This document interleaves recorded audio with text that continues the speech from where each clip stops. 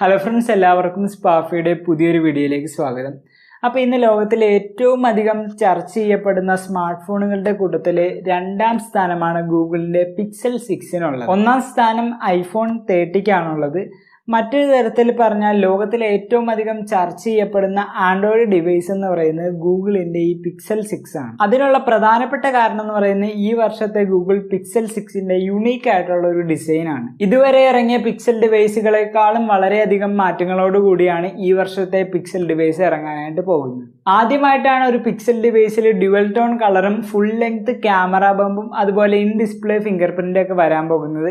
അതുകൊണ്ട് തന്നെ ഇതൊരു ടോട്ടലി റീഡിസൈൻഡ് ആയിട്ടുള്ള ഒരു പിക്സൽ ആണെന്ന് തന്നെ പറയാം. പിക്സൽ 6 സീരീസിൽ രണ്ട് മോഡലുകളായിരിക്കും ഉണ്ടായിരിക്കുക, പിക്സൽ 6ഉം അതുപോലെ തന്നെ പിക്സൽ 6 പ്രോയും. കഴിഞ്ഞ വർഷം വരെ പിക്സലിലെ വലിയ ഫോണിന് എക്സൽ എന്ന ഒരു പേരായിരുന്നു ഉപയോഗിച്ചുകൊണ്ടിരുന്നത്. എന്നാൽ ഈ വർഷം മുതൽ അത് പ്രോ എന്ന പേരിലായിരിക്കും അറിയപ്പെടുന്നത്. വൈറ്റ്ചാപ്പൽ എന്ന കോഡ് നെയിമിൽ അറിയപ്പെടുന്ന ഗൂഗിളിന്റെ സിലിക്കോൺ ചിപ്പും വൈഫൈ 6E സർട്ടിഫിക്കേഷനും 5Gയുടെ ഒരു സപ്പോർട്ടും പിന്നെ AER സർട്ടിഫിക്കേഷനും അടങ്ങിയതാണ് ഈ രണ്ട് പിക്സൽ ഡിവൈസുകൾ. AER എന്ന് പറയുന്ന ആൻഡ്രോയിഡ് എന്റർപ്രൈസ് റെക്കമെൻഡഡ് എന്നാണ്.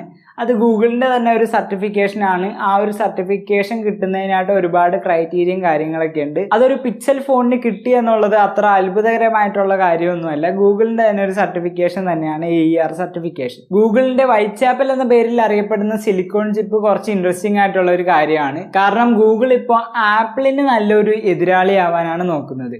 ആപ്പിൾ ഐഫോണിന്റെ ഹാർഡ്വെയറും സോഫ്റ്റ്വെയറും അതുപോലെ തന്നെ ചിപ്പും എല്ലാം ആപ്പിൾ തന്നെ ഉണ്ടാക്കുന്നത് കൊണ്ടാണ് നമുക്ക് ആ ഫോണിൽ ഇത്രയും ഒപ്റ്റിമൈസ്ഡ് ആയിട്ടുള്ള ഒരു ഫീല് കിട്ടുന്നത്. ആ ഒരു ഫീൽ ആൻഡ്രോയിഡിലേക്കും കൊണ്ടുവരുന്നതിന്റെ ഭാഗമായിട്ടാണ് ഗൂഗിൾ സ്വന്തമായിട്ടൊരു ചിപ്പ് ഉണ്ടാക്കുന്നത്. ഇതിലൂടെ ഈ പിക്സൽ ഫോണിലെ ഹാർഡ്വെയറും സോഫ്റ്റ്വെയറും ചിപ്പും എല്ലാം ഗൂഗിൾ തന്നെ ഉണ്ടാക്കിയതായിട്ട് മാറി. GSC 101 എന്നായിരിക്കും ഈ ഗൂഗിൾ സിലിക്കോൺ ചിപ്പിന്റെ പേരെന്ന ഒരു റൂമർ ഉണ്ട്. ഈ ഒരു ചിപ്പ് പിക്സൽ 6, 6 പ്രോ എന്നീ രണ്ട് ഡിവൈസുകൾക്ക് വേണ്ടി മാത്രം ഉണ്ടാക്കിയതാണ്. അതുകൊണ്ട് തന്നെ മീഡിയ ടെക്കിനേക്കാളും സ്നാപ്ഡ്രാഗണേക്കാളും ഒക്കെ കുറച്ചും കൂടി ഒപ്റ്റിമൈസ്ഡ് ആയിട്ടുള്ള ഒരു ചിപ്സെറ്റ് ആയിട്ട് ഈ ഗൂഗിളിന്റെ സിലിക്കൺ ചിപ്പ് മാറും.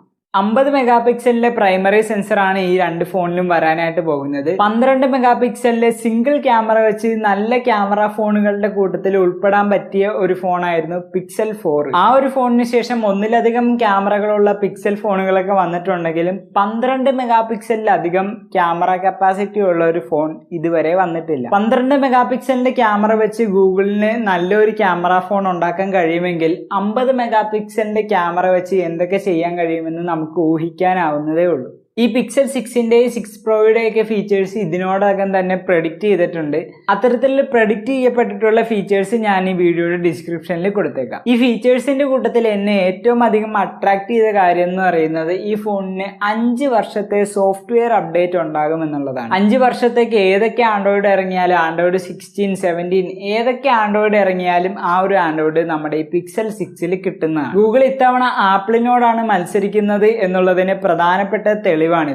ആപ്പിൾ ഐഫോണിന്റെ പ്രധാനപ്പെട്ട ഒരു സെല്ലിംഗ് പോയിന്റ് ആണ് കൂടുതൽ വർഷത്തെ സോഫ്റ്റ്വെയർ അപ്ഡേറ്റ്സ്. അത് ആൻഡ്രോയിഡിലേക്ക് കൊണ്ടുവരുന്നതിലൂടെ ഗൂഗിളിന് കൂടുതൽ ഫോണുകൾ സെല്ല് ചെയ്യാനായിട്ട് സാധിക്കും. ഈ ഫോണിന്റെ ലോഞ്ച് ഡേറ്റ് ഇതുവരെ ആർക്കും നിശ്ചയിക്കാനൊന്നും സാധിച്ചിട്ടില്ല. പക്ഷെ ജോൺ പ്രോസറിന്റെ ഒരു ലീക്ക് അനുസരിച്ച് ഈ വർഷം ഒക്ടോബർ സമയമൊക്കെ ആകുമ്പോഴേക്കും ഈ ഫോൺ ലോഞ്ച് ചെയ്യുമെന്നാണ് അദ്ദേഹം പറയുന്നത്. ലോഞ്ചിന് മുമ്പായിട്ട് ഈ ഫോണിന്റെ ഫീച്ചേഴ്സോ കാര്യങ്ങളൊക്കെ കൂടുതലായിട്ട് കിട്ടുകയാണെങ്കിൽ ഞാൻ അപ്പം മറ്റൊരു വീഡിയോ ആയിട്ട് ചെയ്യുന്നതാണ്. അപ്പോൾ ഇതാണ് നമ്മുടെ ഇന്നത്തെ വീഡിയോ. ഇഷ്ടമായിട്ടുണ്ടെങ്കിൽ ഒന്ന് ലൈക്ക് ചെയ്യുക. കൂടാതെ ഇത്തരത്തിലുള്ള കൂടുതൽ വീഡിയോകൾ കിട്ടുന്നതിനായിട്ട് ഈ ചാനൽ ഒന്ന് സബ്സ്ക്രൈബ് ചെയ്യുക. അപ്പോൾ അടുത്ത വീഡിയോയിൽ കാണുന്നവരെ ബൈ.